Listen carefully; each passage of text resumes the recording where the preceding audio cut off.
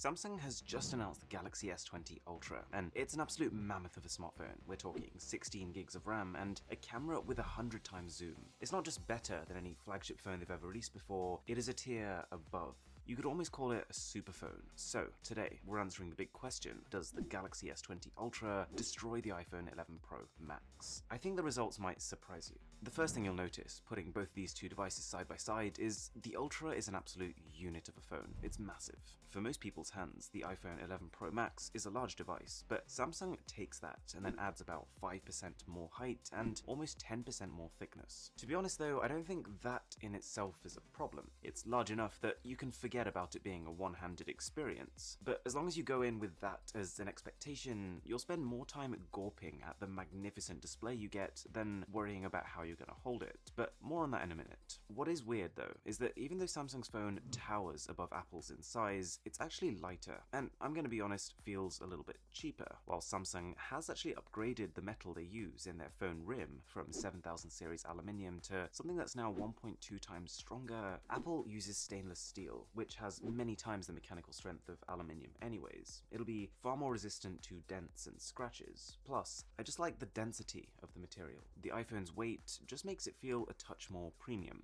And whilst it is a little early for me to try it myself, if we dropped both phones on their sides, my money would be on the iPhone surviving with far less damage. That said though, whilst it only feels okay, I think the S20 Ultra looks fantastic compared to the standard S20, which visually looks not too distinct from the company's own mid-range phones. This beefy camera module makes the Ultra look, well, badass. When you're holding it, you feel like you're holding cutting-edge technology. I love that idea, but I will say that the design is a little shouty compared to the iPhone. It's got an enormous camera module with text just to highlight its new space zoom feature, but the iPhone is a little more understated, classier. Its matte finish gets instant plus points from me because of its ability to resist fingerprints and avoid that kind of stickiness you can sometimes get with glass. Samsung's camera module is protected by Gorilla Glass 6, but its sheer size means that it's gonna cause major wobble if you put the phone on a flat surface. Oh yeah, and both inside so far. And to put a number on it,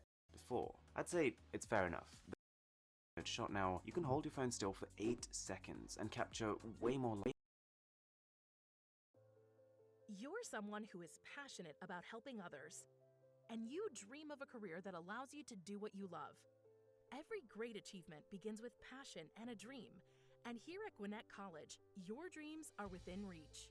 We offer career-focused education programs, and we provide support and opportunity to help you succeed. Today, you dream, but tomorrow, you achieve. Call or visit us online today to learn more.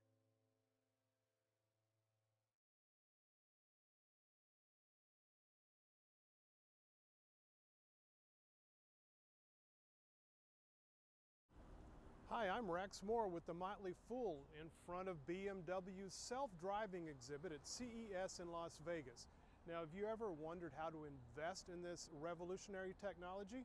Well, I'm going to give you the top 5 things that you might want to know about. And I hope you remember this short list because I believe it's especially important if you're even thinking about investing in the promise of this exciting technology. Number 1, it's probably going to be bigger than you're even imagining, and that's great for investors. Here's what I mean. You yourself might be skeptical at the moment. Maybe you've been hearing about self-driving cars for years, but haven't seen any proof that it's going to happen.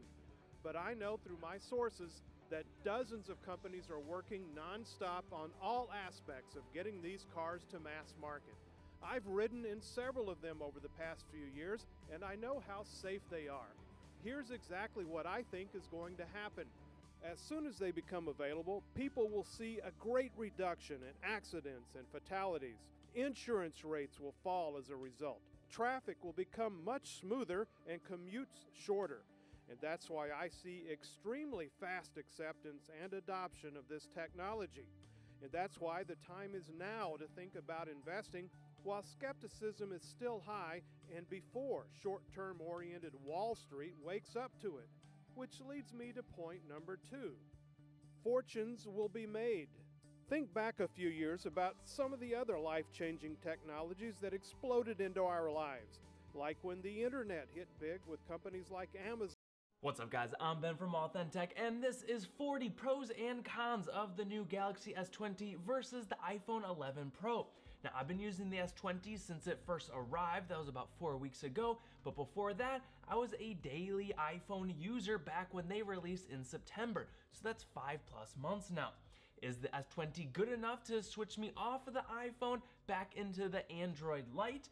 Well, in today's video, we're gonna find out. Hit that thumbs up for the YouTube algorithm and let's jump right in. I bought both of these phones with my own money. Let's just start rattling them off, beginning with the pros of the S20. Number one, it has USB Type-C like the rest of the world. Come on, Apple, the iPhone is still stuck with the Lightning. Number two, it feels great in hand. It's a little bit less in width, so it's easier to navigate with the thumb. Number three, it's lighter weight, and it feels much lighter in hand, especially over the iPhone 11 Pro.